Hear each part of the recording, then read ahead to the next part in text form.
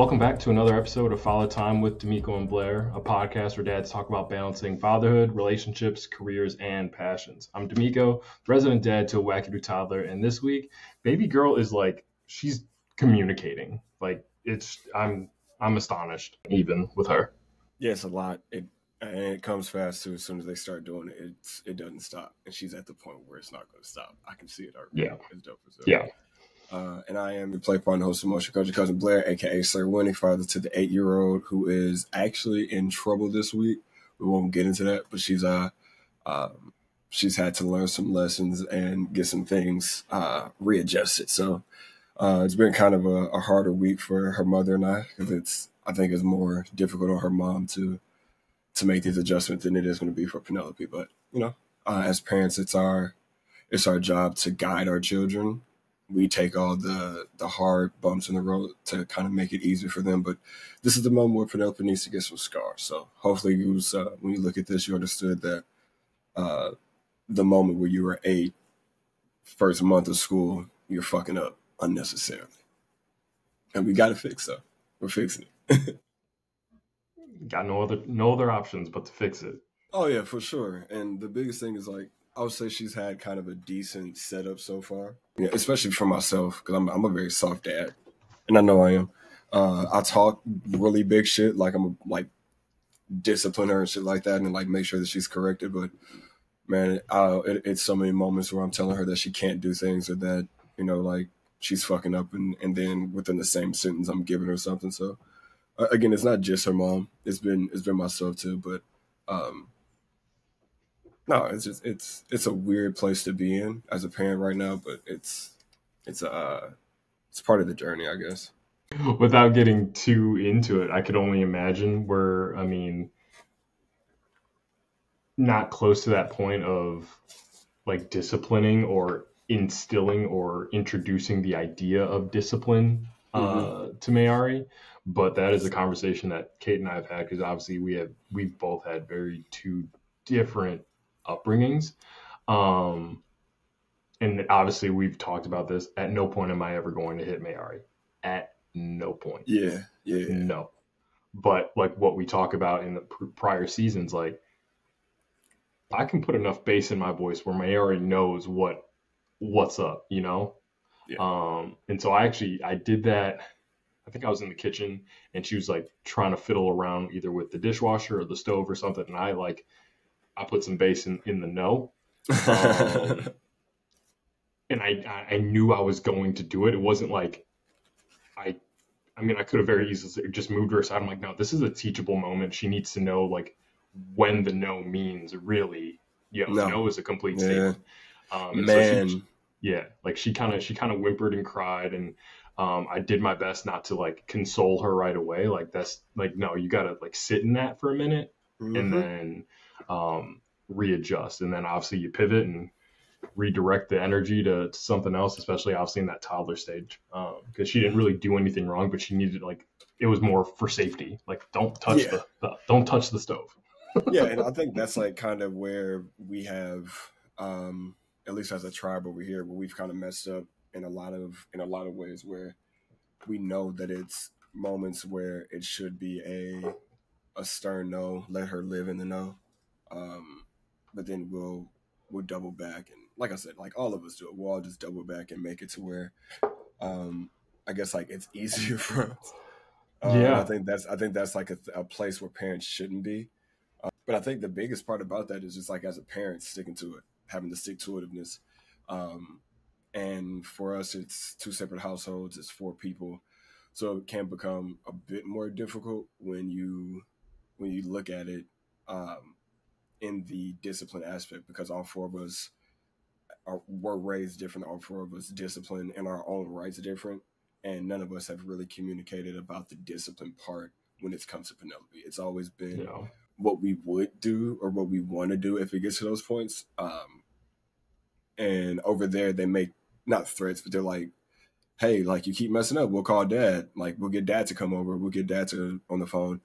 And I'm okay with that because I'm so loving and fun with her that I want her to have and I think we kind of touched on this either season 1 or season 2 about fear, and I didn't get my point across even when I look at and listen to the video now. And I think this is what I meant. It's like the fear of disappointment, not the fear of discipline or punishment. I want Penelope to be kind of like how I am with my stepdad. Like whenever my stepdad hits me up and he's like, "Man, I ain't mad at you, dog. I'm just disappointed." It's like, fuck. Or he'll be like, "Man, I raised you better. Me and your mom raised you better than for you to be, like jail twice, my nigga. We raised you way better than that." And I'm like, Sure. "Fuck, y'all did." Like, why are you saying it though? Bring somebody else in. Like, send a different messenger, nigga. Like, I'm not trying to have the one person that I care about the most, or the one person that's opinion matters to me the most. Like, because I care about my mom and I love my mom, and her opinion matters a lot too. But my stepdad was like the man in my life. So when he's like, "Hey, gang, that ain't it," I'm like, fuck. I know I fucked up. Yeah. I think that communication has got to be tough, because obviously you got two households, and that's something that Kate and I were like, we should have those conversations now before we get there. Like, we had a little bit of a situation where like Mayari kind of, she will hit, and so like she hit me, and I just said, all right, I'm removing myself from the situation. And so Kate and I, like, in that moment, kind of had a back and forth, but it was only just to like we have to iron this stuff out. Like, for sure. Like, we've got time where she doesn't recognize what's happening, and we can communicate that in the moment. Because what I want to do. I think, I mean, I wasn't around. I think at the terrible twos, that's when like Hannah had split up. So I don't know if Penelope hit, but I know that Penelope will like throw tantrums, and she'll like live in it. And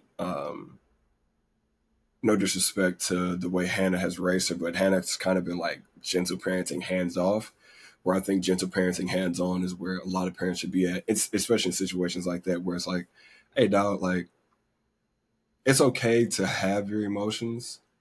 It's how you handle them and how you express them that matters. So like, we all can like scream because we didn't get our way. Like, I didn't get $1 million today. You want me to sit down and like scream in the middle of Walmart? Or do we just figure out a way to be like, hey, everybody inside of Walmart didn't get their milli today. Let's just go on and keep grinding. Yeah. So just those like things like that with her. So again, it's things that should have been nipped in the bud a lot earlier. But I think the lesson will hit a lot more crystal clear and a lot harder for her right now. Because she's so used to getting things. So when she has those things taken away, I think that will, not like we're just stripping them away. She still has the same freedoms that she's had before, but now we have told her and set parameters and guidelines in place to like, hey, if you do this, this now happens. So I think that that's a really great place for her to be. And again, it's on us as her parents, as Blair and as Hannah, to make sure that we stick to it, and then it falls under that umbrella. Yeah, I think it's just an interesting concept. I can only imagine how it was for my parents being in two separate households and having to discipline. But one thing that then what we're talking about reminded me of my mom. And she always said this about my dad, because my dad was quick with the threats, and not always kind of following through with whatever the punishment was. But then when he did follow through, belt to ass, you know the drill. all the way follow through. But one thing that my mom, one thing my mom always told me is, you have to have conviction with your words. That means you have to follow through. So when you say you're going to do something, you have to follow through. So whether that be my dad saying, hey, then you can get up out of my house. All right, well, then he needs to follow through. Make sure you get the fuck up out of his house. Or if you're saying, hey, you know what, I don't need to live here no more, then you need to follow through. Like, no more empty threats. And so I think about that with with parenting as a whole, but also like with the discipline. Like if you say, hey, if you do this again, I'm going to do this, follow through with that. But also in the same vein of the positive, because we talk about that, it's important to have the balance. So like I have the ultimate conviction of being committed to Mayari, good, bad, or indifferent. I'm with that. Riding out Um, with Mayari, cuz. exactly. And I thought about that, the difference, and I talk about it between thinking you're a good dad and being a good dad. I can say I'm a good dad. I can believe that to my core. Yeah. But if Mayari doesn't believe it and Mayari don't say it, is it true? You know, Did it happen? did it really happen? Yeah. So I think about that often as like my days like committed to making sure Mayari believes my dad is a good dad. My dad's doing the best he can. I want her to understand that. But man, yeah, I can only imagine um, what y'all are going through with Penelope right now.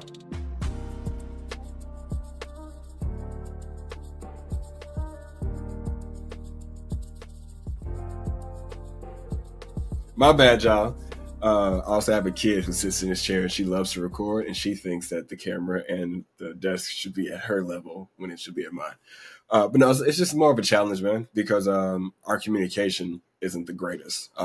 Hannah and I, like, we communicate through text, and it's a text, and then it's a couple of days response on both ends. I'm a bit faster. She's a bit more slower in that, but like now that it's something that we know that we have to do as a team, we got to attack this as a team. Uh, she's starting to come around with, like, we communicate daily now, at least through text or calls.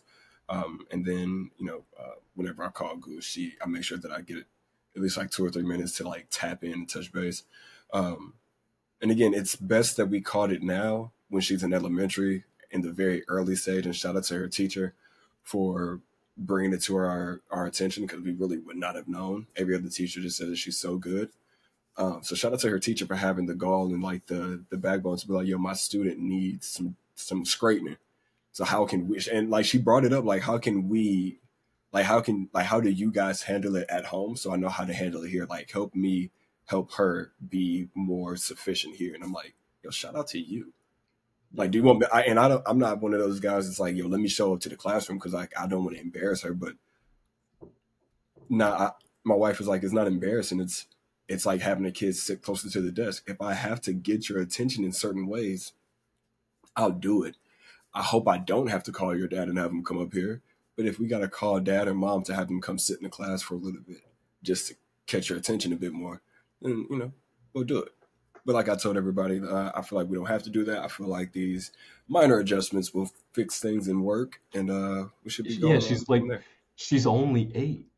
Yeah, dog, it's like literally, it's not that hard. You're basically nipping it in the bud, like that's basically what you do.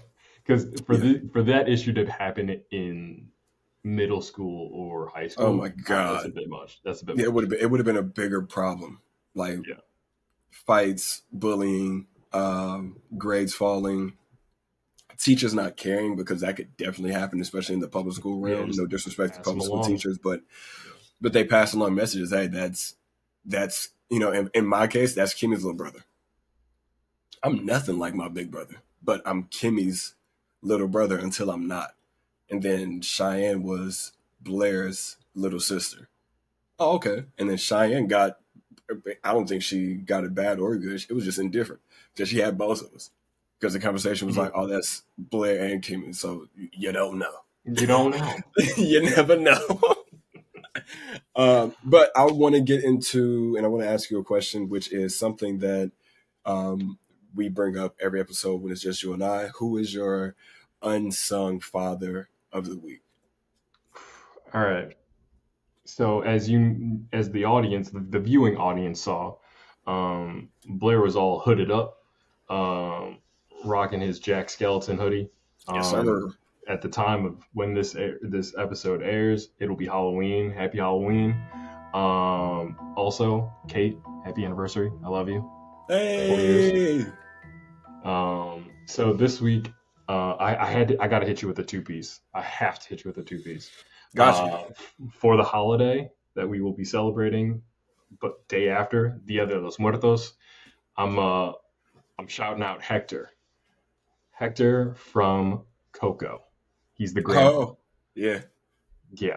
So I'm gonna shout him out. Obviously throughout the whole movie, he is a grandpa, but does not know like that's who he's or he's a great grandpa. Sorry, he's a Yeah. great grandpa, and does not realize he's helping his great grandson. But the core of why he wants to get back is he's trying to get back to his daughter. Like throughout that whole movie, he's just trying to get back to his daughter. Yeah. And just that, remember me. Oh my God, I That song is Pixar, crazy good. Pixar, you got me with that one. You got They me know with what that they one. I be was doing, crying. bro. I was crying with that one. Mama Coco. Mama Coco.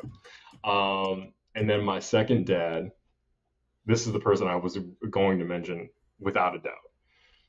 Clarence Johnson, played by Steve Harvey in Love Don't Cost a Thing. Oh, wow.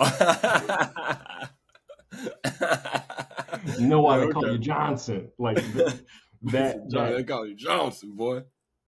Oh, nah, see, it was all about what was under the hood. Now I'm trying to be on top of the hood. Cause I'm a politician on a mission. Urkel has gone gangster. Probably need to go in here and say something to this boy. that condom scene, Yeah, it's fucking hilarious. hilarious. That's what happened with me and my dad. Like it was just like Oh, that was a it real was thing for you?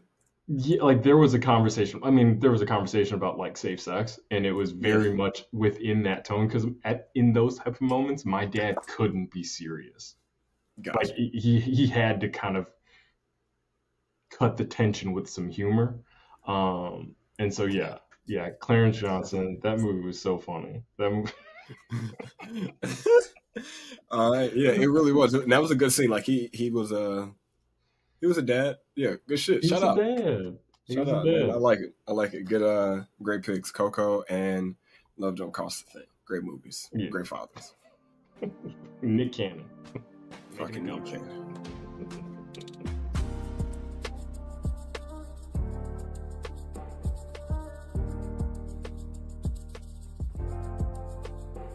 I know that we had kind of shared a clip featuring Ted Lasso. We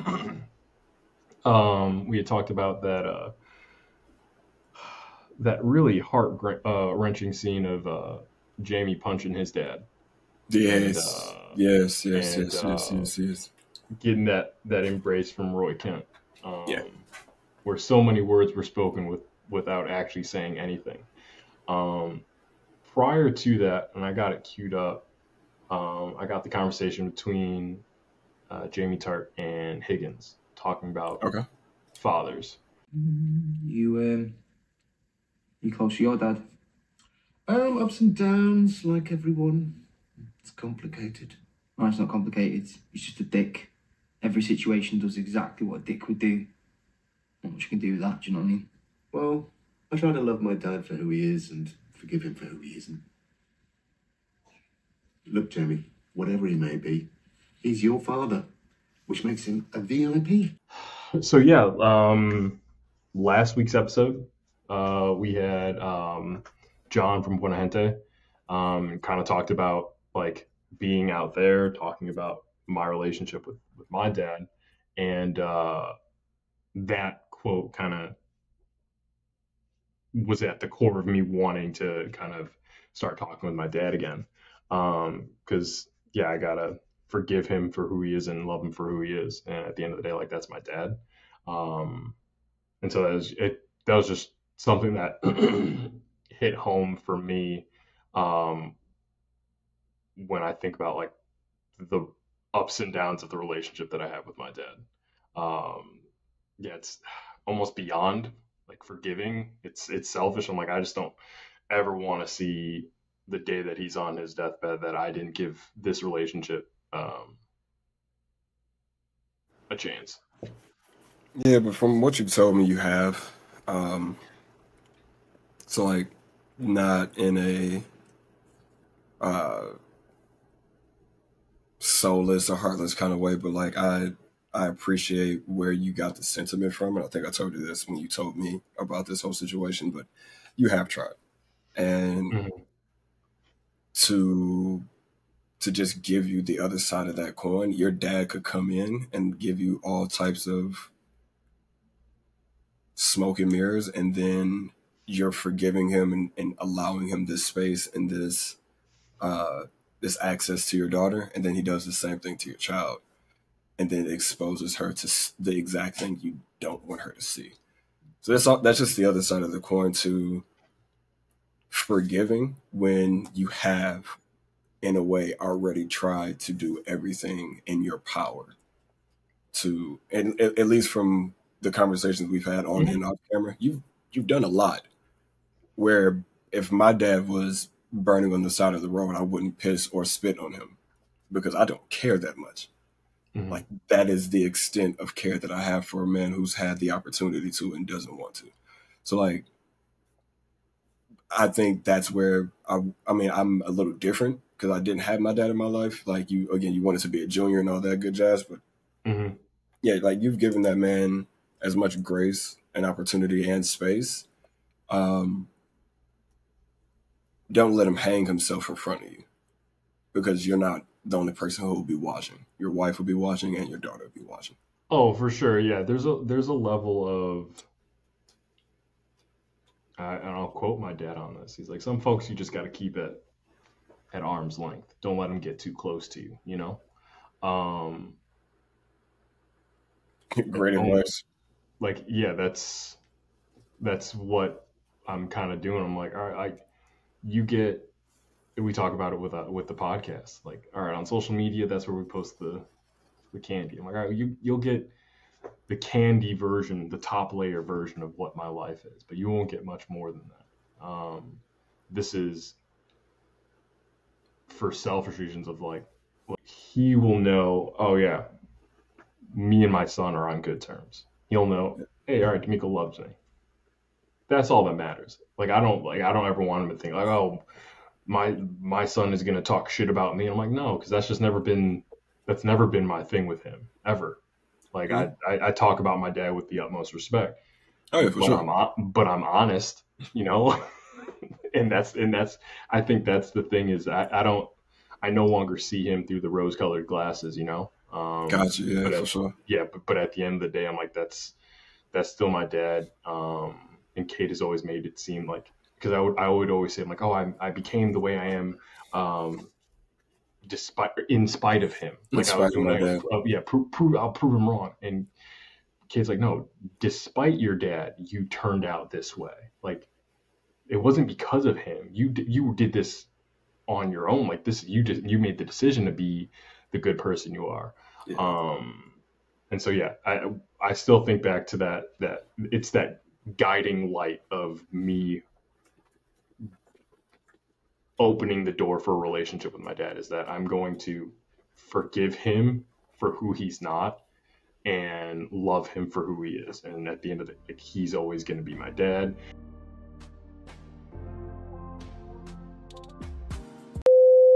Hey, hold on real quick before you guys move on any further in the episode.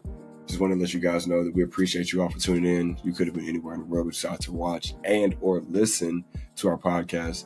Right now, take the time to like, share, subscribe, give us a follow, leave some comments, all that good jazz. De'Meco and I would fucking love it. Make sure that you leave us a follow on all social media platforms at Father Time Pod. That way that you guys are more insightful on the things that we got coming, whether that be merch, fantasy football things, and or new guests that we might have down the pipeline. You never know. We might have like Lamorne or Schoolboy Q one of these days. So y'all might be able to help out with that. So get y'all back to the episode. I love you guys, man. Make sure to tell somebody you love them. Peace. I had to bring back Lamorne. Congrats on the Emmy. But like you follow me now. Like let's get this show on the road. Let's get you on the show.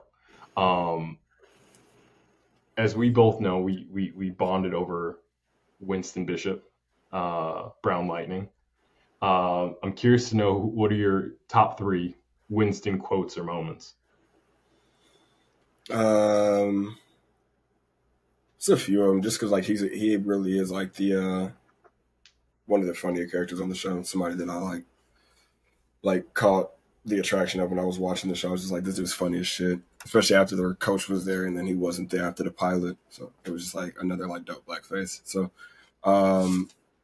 it would be when he graduated from the police academy.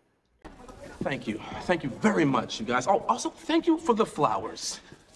And just so we're clear, the first thank you was sarcastic because you embarrassed me. But the second thank you was sincere as hell because these flowers are glorious. I was like, yeah, that's funny as shit. The As I Live and Breathe Raisin.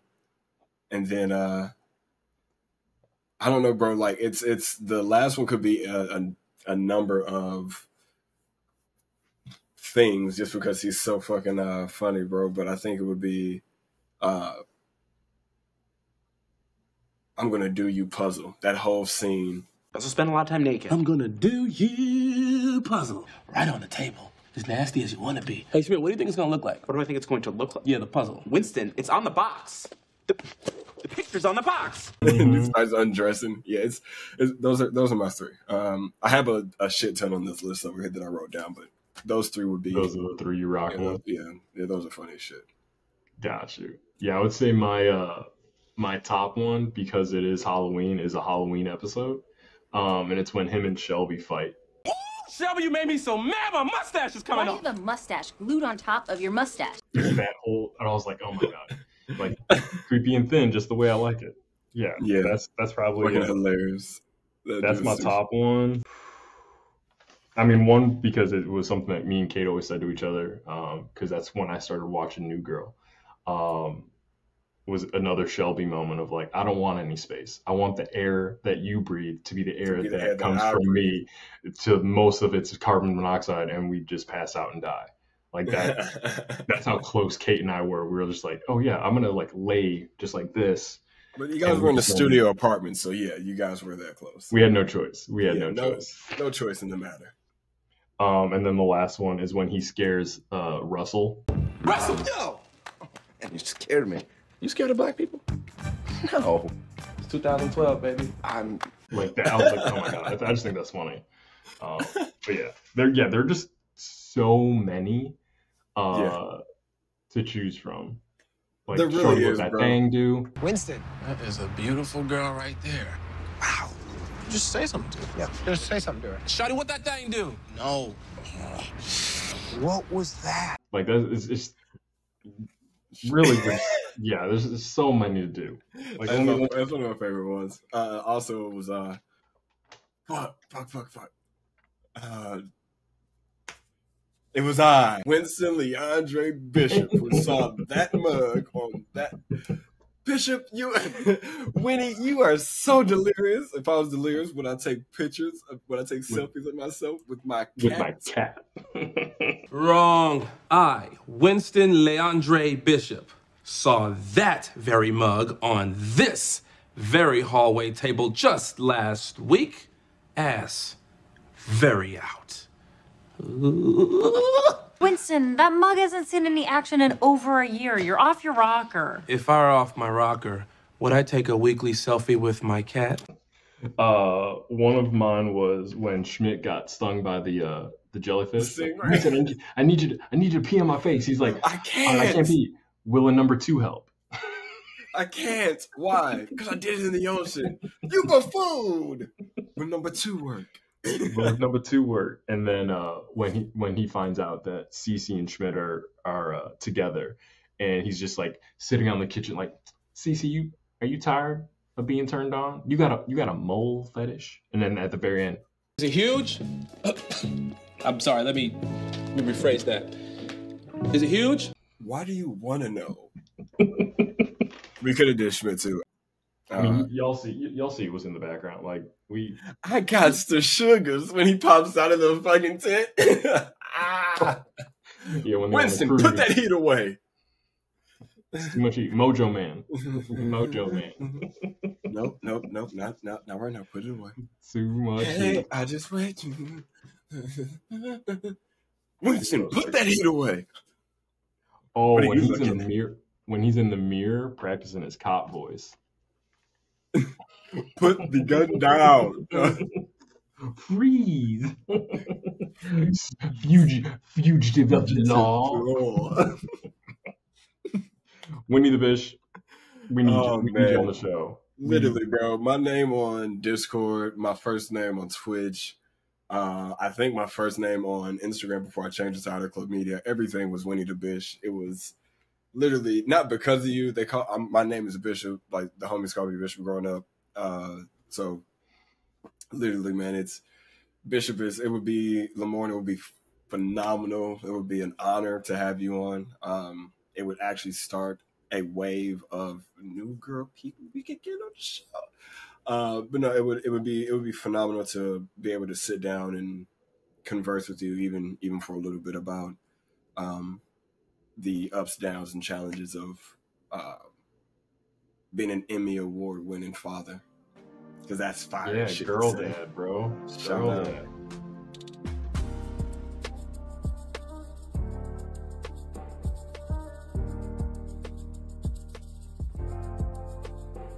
Today is the day that most kids love. I fucking used to love it, hate it.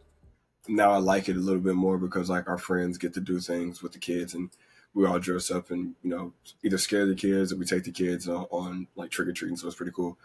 A lot of parents out there are our age now, or at least the parents around our age do trick or treating a lot different. What was one of your favorite memories growing up trick or treating? And then what is a tradition that you guys are either doing now with Mayari to start a Halloween tradition with her if you guys are going to celebrate? Or what would you want to do in the future to like make Halloween? Because I know you don't like spooky shit. Like you're not a scary guy. So do you guys even celebrate? Did you celebrate like all those? Give me your Halloween breakdown and then what you're going to do with Mayari growing up. So yeah, it's interesting because obviously Halloween, like I said at the beginning of the show, my anniversary, like Kate loves Halloween. Kate loves scary. So I'm like, hey, let's get married on Halloween. It's on the weekday. Like, let's get married. And she's like, on Halloween? I'm like, yeah, let's do it.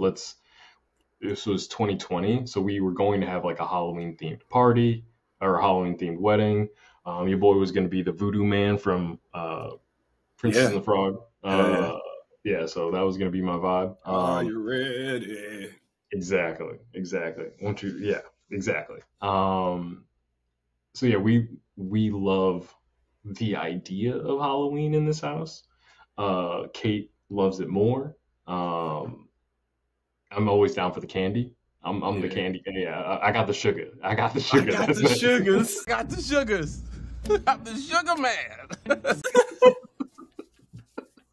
That's me. That's me for sure. But yeah, we'll have Mayari dress up. Last year we did was it last year? Yeah, last year we did Ted Lasso. And so Mayari was a soccer ball. We were in Wisconsin at the time. And so yeah, that was a lot of fun. This year I think we're doing burn Utica to the ground. So we'll be having the Dunder Mifflin warehouse outfits, and yeah, so I'll be one of the warehouse guys with the fake mustache or whatever. And Mayari will be Dwight, and Kate will be Michael Scott. So yeah, that'll be the Halloween costume this year. That's funny. Yeah, I like that. Depending on when Halloween falls, like on the week. Obviously, this year it falls on a Thursday. We may go like to the burbs and let Mayari trick or treat, but even then, we're like, I'm not gonna let you walk up to a stranger's house. Like again, we've seen too many Law and Order people get up like, no, I'm good. So we've always made a plan to, hey, we'll just have a Halloween party, and we will make like our own like haunted house or whatever we want to celebrate the holiday here. And that's where my favorite Halloween memory comes from. My mom, we moved around a lot, living in the city, and she would just host a Halloween party. So there was like this like I don't know if you remember when you were in the city, like a kiddie land, but it was like a Halloween one. And so she actually would host a Halloween party. At Kitty And Land, your mom did? yeah, Nice. like it was like a kiddie land adjacent type facility. Okay. It had go-karts, arcades, all that shit. And I remember dressing up as Raiden. That was probably my favorite Halloween costume. Yeah. Okay. That's as good as my Halloween costumes got. Growing up as a kid, I always wanted to be like one of the craziest things. Unfortunately, we didn't have the best of money, so Halloween wasn't the greatest holiday sometimes. But I remember one Halloween I got to dress up as the Green Power Ranger, and that shit was fire as shit.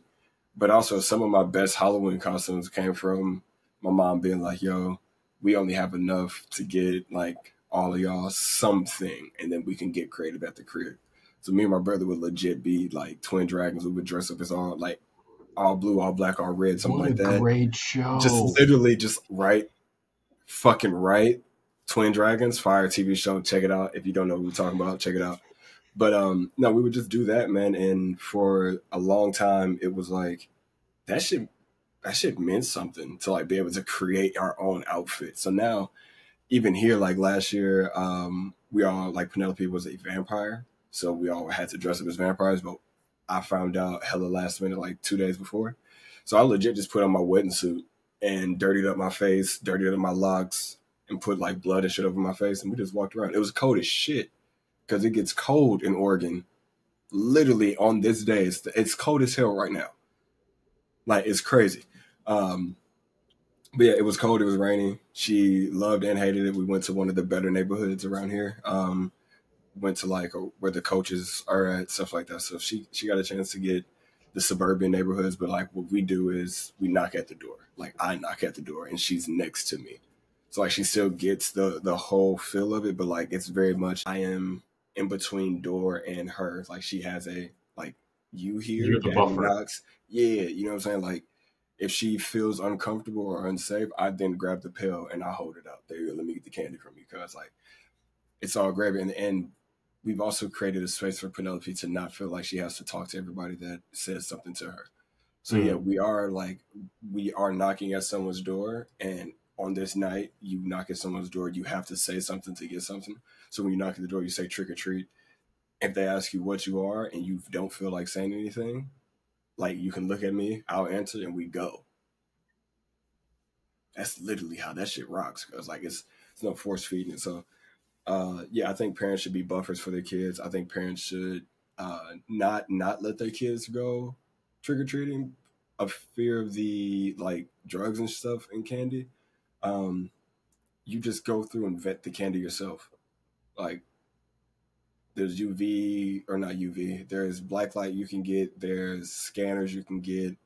All of those things, and then also there's even ways that you can check for holes in the candy to where like if there's like a small incision where the hole, like there's ways that you can do a lot of things. So get protective of your children, but don't be overprotective, because I feel like they all need that knocking at the door feeling. They need to be able to be scared at somebody's, because what was it, 2 years ago? We went to Fish's house and they had the mansion like crazy fat, crazy, like all the decorations from head to toe, from the front, like from the entrance all the way to the door. Like Kyle is in a full blown, and Kyle's like a slender 6'3" motherfucker. He's 6'2", 6'3". He tall as shit. So Kyle's in a Chucky suit, and he's just standing at the door, but he's like standing straight still. And then like as people walk up, his head just like slowly creeps to the right. I'm like, oh, this nigga's in character, cuz I love it. Penelope was not fucking with it. And I think that's why she doesn't like Kyle to this day, because she literally remembers Kyle as like a Chucky nigga. So like, yeah. Jazz was the bride of Chucky, and she was like sitting there like rocking like a fake baby. The heck, it was lit, dude. It was a great fucking time, and they go all up. You couldn't pay me to knock on that door. If we were all kids, you couldn't pay me. And if we did, I don't have to be the fastest person. I just got to be faster than the faster than slowest person. I gotta be faster than the slowest person. Look, I'm tripping you. I'm running. I don't care. Oh shit! That man said I'm surviving. I'm surviving for real. But like, it's also interesting. Like, so obviously in the South Side of Chicago, trick or treating is a little different, especially around Hyde Park. If you're listening and y'all are in Hyde Park, y'all know it's the motherfucking purge. Okay, kids be running on top of cars. Like it's the fucking purge. And I remember. Oh damn! This got worse than when I was growing up. Yeah, 2018, 2019. That was that year. Folks were dressing up like killer clowns. Yes, I hated that shit. Yeah. Oh yeah, bro, don't do that shit, man. Like I tell people that all the time. Try that shit with somebody who's scared. Cause nigga, if I'm in my car and you pop up in the middle of the street, guess what? You better be faster than my car. And I got a Jeep, and I'm gonna go sideways on you. If I'm walking with my dog, it's about survival. If I'm walking with my dog and I see you pop out and you do the whole little like try to like run up on me, that'd be your last time jogging for a while. I'm gonna take your kneecaps out. Yeah, it's a pass for me. So yeah, Halloween is there's a love-hate to it. Oh yeah, it's definitely bittersweet for your scary ass. Yeah, I am hella scary. So in not the last episode, but in Mr. Rogers' review episode, we usually put clips in, like small clips of whatever like scene or movie that the person's talking about. So like if you've seen the clips or if you watch them, you know what we're talking about. But if you're just listening, Mr. Rogers' review was talking about his top 3 movies that he would get all the time at a Blockbuster. The second one was Nightmare on Elm Street. I, on purpose, just left it blank during our edit. I wasn't worried about it. De'Meco wanted to add that flair for you guys, for the people who watched. And I don't think that he knew what Nightmare on Elm Street was. So when he looked up the trailer, he he got a good fright. I knew what it was, but I had already committed to the format of the edit. And I'm like, well, I can't just not do. And that's why I didn't. That's why I didn't. And I'm sorry that you had to go through that, brother. I'm so sorry. I sent it to you the day that we dropped it, but I'm so sorry. Bro. Yeah, that was rough. Yeah, Halloween's rough because like my imagination just goes there. Did we talk about candy? We didn't talk about candy. We talked about trick or treating. I think that's what I meant to say. So I mean, we're on it. Reese's Cups. That's really it. That's Penelope goes trick or treating. That's the first thing you take them out of the bag. She already knows, like, when I do the search, like, she better give her mom the bag or give Alma the bag, because when Dad does the search, I'm dumping it out, and at least 3 are coming my way, depending on the ratio what you got.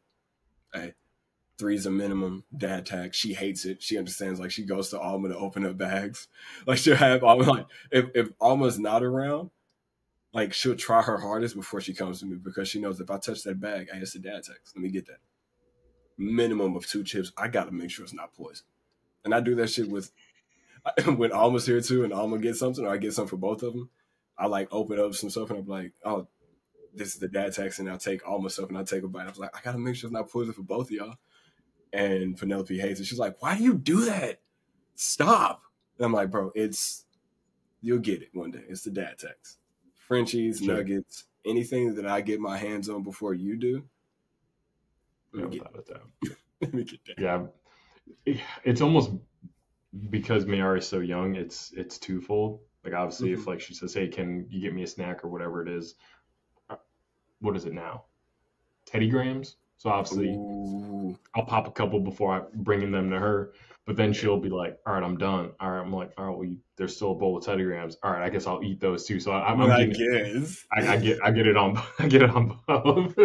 I guess I'll eat the rest of these Teddy Grahams. Who else? I'm not gonna put them back. You know, like baby fingers have been in there. I'm not gonna put those baby finger Teddy Grahams back in. I'll take the sickness. Exactly. No, for sure. I think that's like the best part of having a toddler, because they don't finish. And Penelope right now doesn't finish a lot of her food. So crazy. almost like give it to the garbage disposal. And I'm like, Yeah. bring it on over. Yeah, I would say trick or treat candy, Snickers, What you Reese's. just call me? No, I'm joking. Me? I can say that. Mayari's gonna have some trouble with that word. Jesus, shit's handle. I don't. I think it is what it is. She's not gonna be able to say it. The stammering beforehand is crazy. She's not gonna be able to say it. I'm convinced. I'm okay with it. Because you know what? I can still say it. Everything's not for everybody. It's all good. Exactly. So Snickers is your first candy. What else?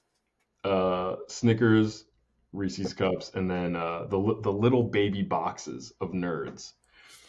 It's like the perfect amount of Nerds.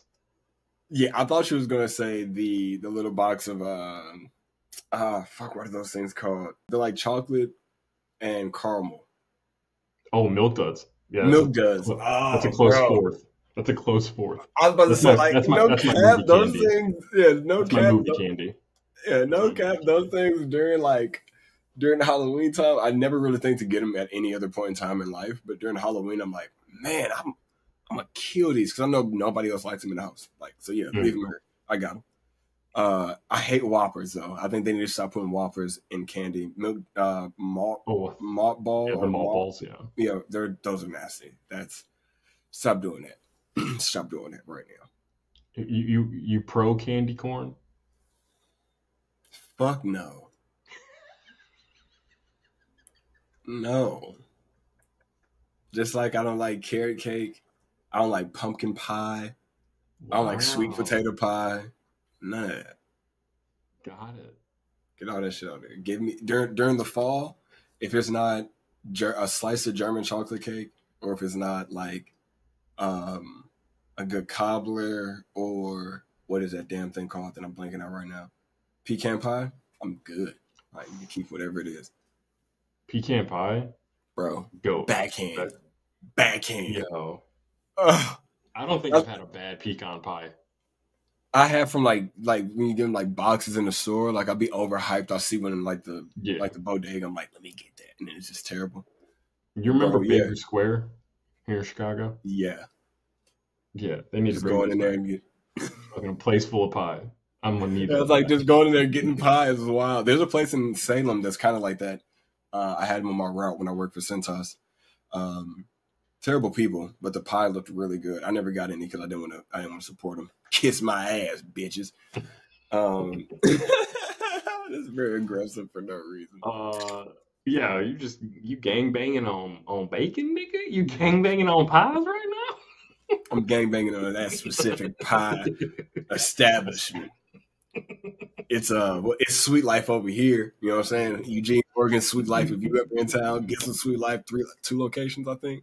Fire ass fucking food too. They got like really good like quiches and shit for the morning, and they got good pie and shit, good cake. Yeah, I fuck with Sweet Life. I used to work there. Word. I was a Jamaican. I worked at a lot of places because I couldn't hold a job. Just like how Mr. Rogers was talking about. Nigga couldn't hold a job to save his life. But here we are, baby. I just, because we're on the topic of Halloween, I just found out that there's a town in Oregon that was the set for Halloween Town. And they do it every year. I'm like, man, that's so dope. Bro, that's yes. So dope. And then also, did you know that The Goonies was filmed here too? I didn't know that. Yeah. So the Goonies house, for anybody who wants to come up, the Goonies house was owned by people who hated the fact that it was the Goonies house, and they would they had signs up like no trespassing, like trespassers beware. They had booby traps up. They had like electric fences to make sure people couldn't come into their house. Now someone who bought it made it pretty much like a museum where like you can knock at the door if it's available. You can go in and like check it out. You can like take pictures around the house. Shout out to them. Halloween Town is super dope. I think that's right outside of Salem, like a little north of Salem, something like that. Super dope shit, bro. Oh no, right outside of Portland. Really cool area. I haven't been yet, but I've seen like some friends go take pictures, and it's just like it really looks like the set. And when you think about it, man, it's so crazy. Like that's here in my city, in my state. I get to just drive there if I want to. That's so crazy to think about.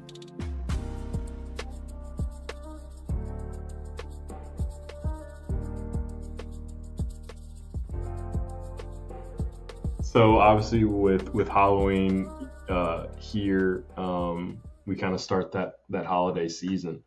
Yes, what is balancing that holiday season with your tribe, as you say? How does that go? So it kind of works out pretty good, bro. To be perfectly honest with you, we kind of mapped it out to where every other year I get Penelope for a certain thing. Each year, though, we've never done it that way because we just celebrate the holiday how it is. So it's like if Thanksgiving's on a Thursday, I'll make food on Wednesday. They come over, eat on Wednesday, celebrate with me, then they go and celebrate with their family. My wife and I would then go up to Salem to be with her family, or her family would come down, vice versa. So it's a good split, and that's how we do it with almost every holiday. Christmas, Goose spends the night. So it's not like there's anything on that. For a while, her mom used to spend the night as well. We all like hung out, opened up gifts at midnight, and then they left in the morning to go do the same thing at their place. We try to make it as convenient as possible for each other to where, hey, if this year, this Halloween, this year, we are going to their neighborhood because Penelope now has friends and she wants to do things with her friends.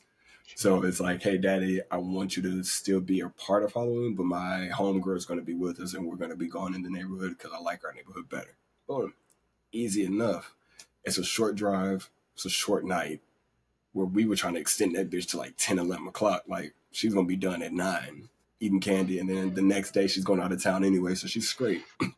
901, you're going to have some Reese's. Yeah, 901, I got my Reese's. I'm in the car. I'm good, bro. You know what I'm talking about? So when it comes to on Christmas, like if her mom was like, hey, we really want to celebrate Christmas with Ryan's parents up in Washington. Hey, easy enough. That means on New Year's, I get her. Because this New Year's is yours. This Christmas is mine. So like on New Year's Eve, the celebrated day, I get her. On New Year's Day, you get her right back. There we go. So it's like, right now she's like a little baton in a fun way because we've made it to where she understands 2 households means 4 celebrated days. Because if we wanted to, we could go to all 4 places.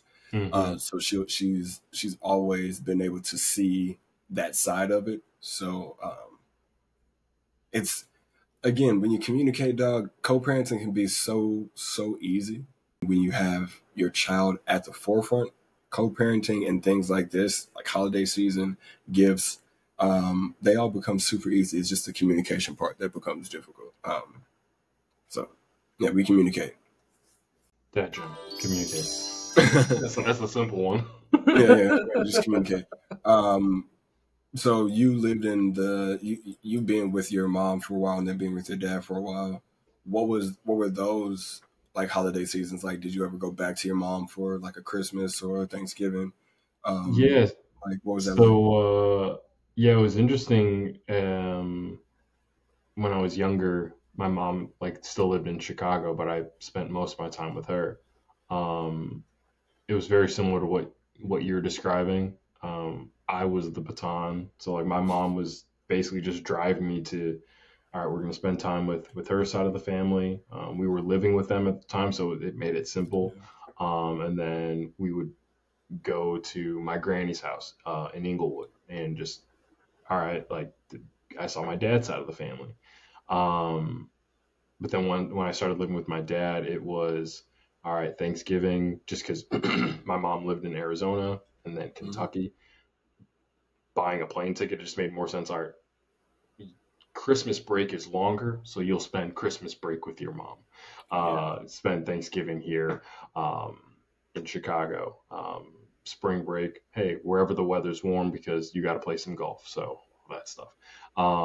Yeah, it was still fairly simple, and like it was decided, hey, it's a celebration. Let's just get through the day. Like that's honestly, that's all it was. But it's weird just because I mean it's obviously very different from your situation just because cell phones weren't really a thing. So communication could only be as quick as hold on, I got to get to a payphone, or hold on, let me page your dad, or send a beepers and all that stuff. Like yeah.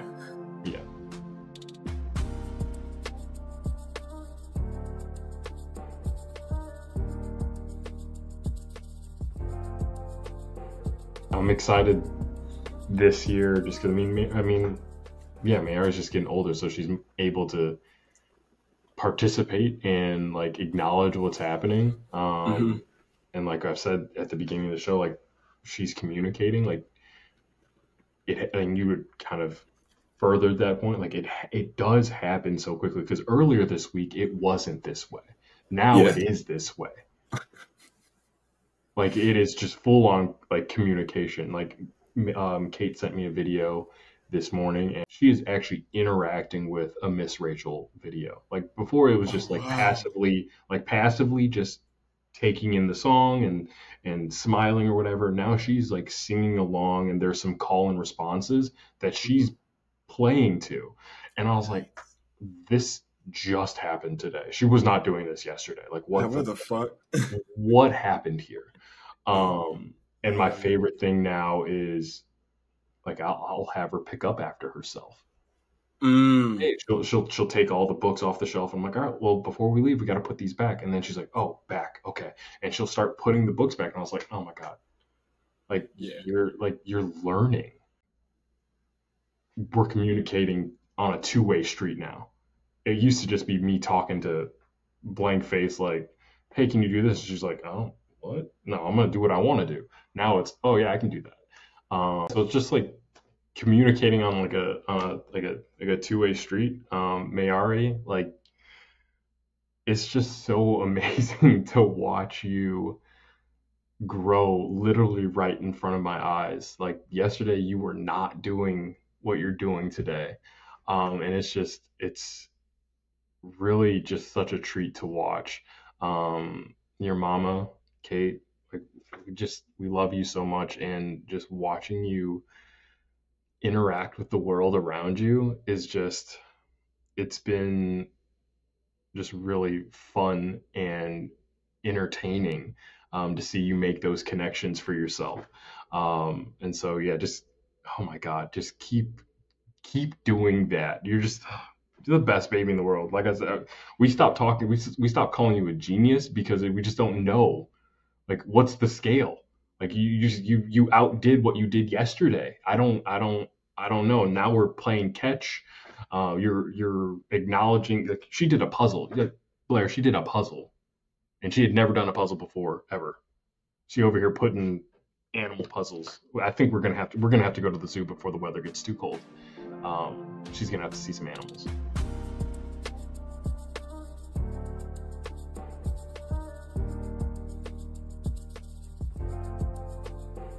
I think those things like that are very important to do. Communicating with our daughters on this podcast, like we just did. Because the same thing for Penelope, like although I started off and said that like I'm the father to a little girl who's like a bit in trouble today, like I'm still proud of you.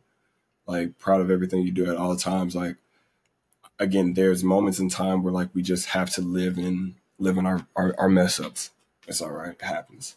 But daddy's always gonna have your back. And I want you to be able to trust that when we need to do things, we can do those things. But I am proud of your development within like the year that you've had. So that's my.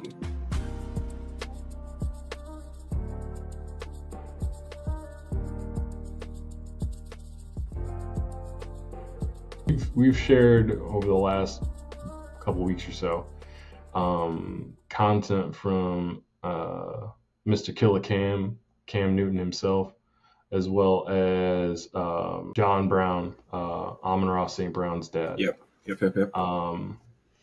We see those types of dads, those highly devoted dads to their kids, of raising and training them at a young age to be great. I think of LeVar Ball. I'm gonna put him in that pocket. You have to. I'm gonna put Venus and Serena Williams' dad. I'm gonna put him in that pocket. King Henry himself. Of believing in your child's greatness before it can even be realized. Like at what level is it like crazy or just like, I just have the faith. Like I'm walking with faith on how great my child will be. The thing is, in order to get to those points, you have to be both of what you just said. You have to have faith. And within you having faith that the actions that you're taking are going to get you to the right spot, to other people, that's going to look like it's crazy. It's going to be crazy to somebody who's like, why don't you let that kid, like, why don't you force that kid? Because if I'm believing John Brown to be the conversation that I'm thinking about, he once also said that, like, you should let your kids sleep in on the weekend. Because what is forcing them to wake up in the morning going to do for their development? Like, if they need to sleep, sleeping means their body's growing.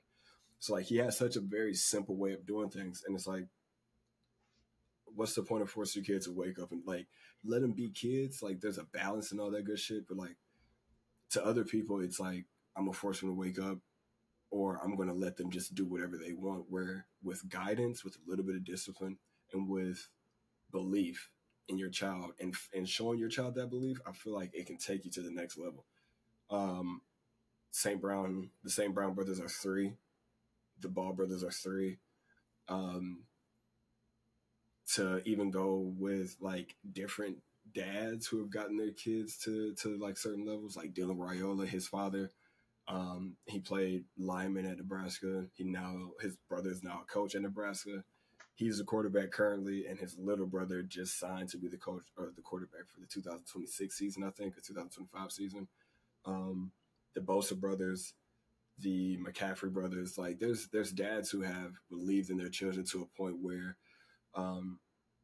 the belief is crazy enough because you already have, like, whether you are like a McCaffrey or whether you're a Ball brother, the deck is stacked up against you where people don't believe in you because your dad is talking about you so loud. If you're the Ball brothers, your dad is out there.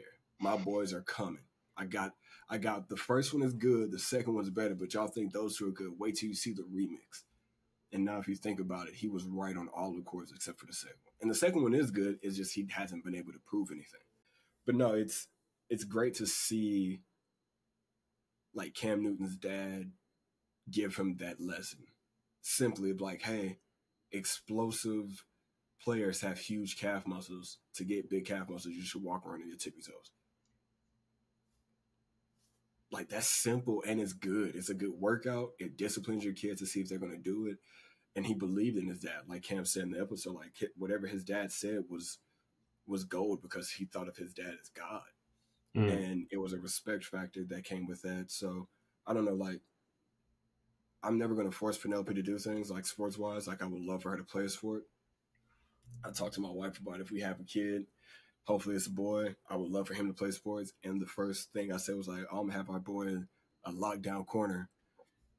And Alma looked at me with all seriousness and was like, no, you won't. Our kid is not playing football. He'll play soccer or baseball. Like, there you go. And I was like, oh, you're right. Like, my ankle, I don't have a ligament in my right ankle. You're right. I don't want my kid to play football. Like, I can barely walk. My ankle hurts right now. I'm thinking about it. It's like, damn, you're right. So, like, what is that for you though? Like, I know you've said how you feel like Mayari is going to be tall, how you feel like with your athleticism and bodybuild, with her mom's athleticism, bodybuilding history in sports, both of you guys, that you feel like she's going to be an athlete. Like Jacques said, what if they aren't? Like, what is your plan for Mayari, and what if that doesn't work out? Yeah, I don't know if there's a specific plan for an athletic venture for Mayari. Just because our athletic background is so different from each other for Kate and myself. Like she played a team sport. I played an individual sport. I kind of like the individual sport because I'm like, then it's all on you. Like it's all on you. Like there's something to be said about that. Yeah. But yeah, I don't. It's my dad was kind of like that. Like I said, I wanted to be great. My dad said, all right, well, we're going to do everything we can to make sure that happens. Get you the tutors, get you the golf lessons, whatever it is, we got it. Yeah. If I have the means to do it, obviously I'd provide that for Mayari. I actually don't care what the sport is. I don't care if it is a sport. You know, I really don't. I just want her to be great. Whatever that greatness is, I just want to like. Yeah. Like Kate and I had this conversation. I'm like, all right, well, you guys see my name, like it's De'Meco Deans. But I'm like, when I think about my daughter, I don't think of Mayari Deans. I just think Mayari. I'm like, she's gonna be like a Jordan, a LeBron, like one name. One name. You Beyonce, will know her by one Prince, name. Yeah. Nigga, like the famous niggas got one name. Elvis, you gonna know her by one name, and I'm excited about that. Whatever arena she decides to go in, I just can't wait to be a cheerleader for it. And I think that is where I'm like, all right, well, I don't want to push her too far or too hard into one direction that pushes her away from me. So I'm really going to take a cue from her of like, all right, whatever you're interested in, I'm going to go all in on whatever that is. If you change your mind, if we made a commitment, we got to follow through. But if you change your mind, we're doing something else. All right, whatever that is, we're doing it. Whatever it is. Yeah, Penelope went to her first football game a couple weeks ago. She went to the Oregon-Michigan State game. Her and all Michigan State got whooped, huh? Got that ass banked. But Penelope enjoyed herself. She came back and she was actually like, she didn't complain or make comments about when football was on the next day when we watched it during Saturday, like how normally football's on. But normally she would like complain, like, "Oh my God, football, daddy!" But this time she just like hung out in the living room with us because it was something that the night before she had experienced live. So she had questions about it watching it on TV. So I tried to hold back my excitement as I explained to her certain things. But I know that she likes like soccer, so she likes football. And for myself, I know nothing about that sport, so it's great that she likes something like that because I can just sit back and just shut the fuck up sometimes, like we talked about before. But my wife and her mom are like let's just like tap her in with volleyball. Because ipso facto, based on me and my sister, she might be tall. Cheyenne is like 6'4", 6'5". I mean, you can leave the comment below, Cheyenne, how tall you actually are. But my sister's like 6'5" at max. And Penelope's mom has a sister who's like 6'2". So the chances of Penelope being a tall child is kind of high. So yeah, I would love for her to play volleyball.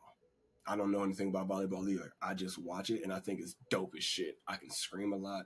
I can scream at anything because I don't know anything. Yeah. But no, like I think I'm the same as you. I don't want to force her into anything. I want to make sure that I guide her into whatever she wants to be dope at. Yeah, because Nellie's going to be a dope name. Penelope's going to be great at whatever she does. I'm not going to put any pressure on her besides like, I want you to just exceed at being great for yourself. Mm-hmm. And that starts with us doing things like not telling her how good she is, but like asking her what she thinks she's done of something. Yeah. You know what I'm talking about? Like, what do you think about that painting? What do you think of like the whale? Like, what do you think about that? Why'd you draw that? Why'd you cut that? Oh, well, we were talking about marine stuff in school, and I remember that you like killer whales, and we were already talking about killer whales, so I drew a killer whale. That's my girl. My first scary moment is with a killer whale. Really? Yeah. That's movie or real life? Movie, obviously. Oh, you watch fucking Free Willy? in real life, if I ever saw an orca, I'm already dead. They won't kill us though. They think we're seals until they see us and then they back off. Nigga, I'm in cardiac arrest. I'm not Oh, dead. gotcha. Dead by association. Dead by association. Yeah, but yes, Free Willy is the first scary movie I ever saw. That's not a scary movie though. All right, I'm gonna play. All right, roll it.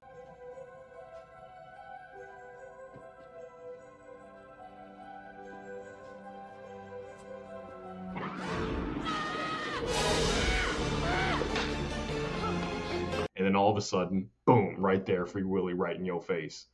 Okay, don't be tagging my house, nigga. Like, I got problems with you. Yeah, I'm just saying, Free Willy scared the shit out of me. I love Free Willy, bro. Free Willy is what made me fall in love with orcas. I want to swim with one in real life. Majestic as hell. But I have a respect for the ocean. I don't belong there. I was in the ocean. But yet, the sea does call to me. I'm a walking contradiction. I was like, my nigga, what are you talking about? The sea calls to me, but I don't be answering. That bitch be beckoning, but I'm like, nah. I'm on the beach. I'm on the shoreline, just dipping my toe. Just toes in. All right, well, bro, we could be doing this all day, man. Let's get up out of here. Let's go trick or treat and get some candy. Get our little dash snacks in. You guys leave us a comment down below what you thought about today's episode and what your top candy is to take from your kids on Halloween. I'm your play partner, host of Motion Country Cousin Blair, aka Sir Winnie. This is my brother, De'Meco. Make sure you like, share, subscribe. We love you guys, man. Make sure you tell somebody you love them. Peace.